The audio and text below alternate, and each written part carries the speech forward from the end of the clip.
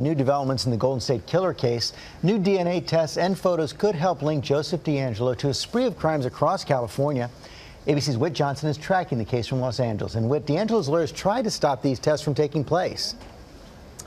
That's right, George. Good morning to you. Prosecutors requested that additional evidence in an effort to connect Joseph DeAngelo to as many of the murders as possible. One of the original investigators told me why that information, including specific photographs of his body, is so critical to the case.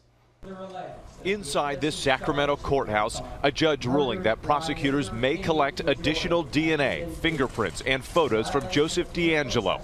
Evidence, they say, could further connect him to the laundry list of murders and rapes he's accused of. Prosecutors especially interested in knowing if DeAngelo shares the same physical abnormality described by some of his alleged victims. A lead, Carol Daly, one of the original investigators, thoroughly explored. We said, all right, if he is so underendowed, we went to a specialist, a doctor, to see if he had any patients that came in. And you actually went to a doctor to see if the size of his anatomy was unique or rare? Yes. I told you there was not a stone left unturned that we did in trying to identify this rapist. And we didn't have any luck there. Despite the clues, the serial killer would elude authorities for decades, striking again and again, then taunting some of his victims with chilling phone calls.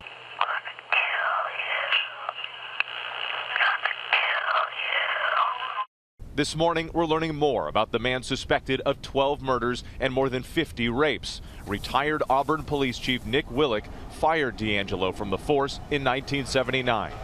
He really violated people's space all the time. When he talked to you, he'd get kind of close to your face and always be touching you.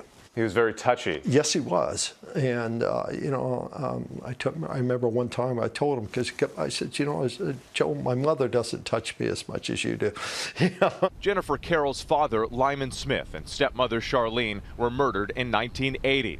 The same DNA found at that crime scene, investigators say, would ultimately lead to DeAngelo. Decades of living in fear, now replaced with overwhelming relief. The key being the key, yep. And that means a lot to you. It does. That's justice, right? That's justice. That's something we believe in our family, and that is it coming all together. That's justice. And some of the victims telling us they can finally sleep after a years-long nightmare. Joseph DeAngelo has not yet entered a plea. He remains in a wheelchair on suicide watch and with no bail. George? Okay, Whit, thanks very much. I know you're going to have much more on the Golden State Killer tonight on 2020 at 10/9 Central, right here on ABC. Hi, everyone. George Stephanopoulos here. Thanks for checking out the ABC News YouTube channel. If you'd like to get more videos, show highlights, and watch live event coverage, click on the right over here to subscribe to our channel. And don't forget to download the ABC News app for breaking news alerts. Thanks for watching.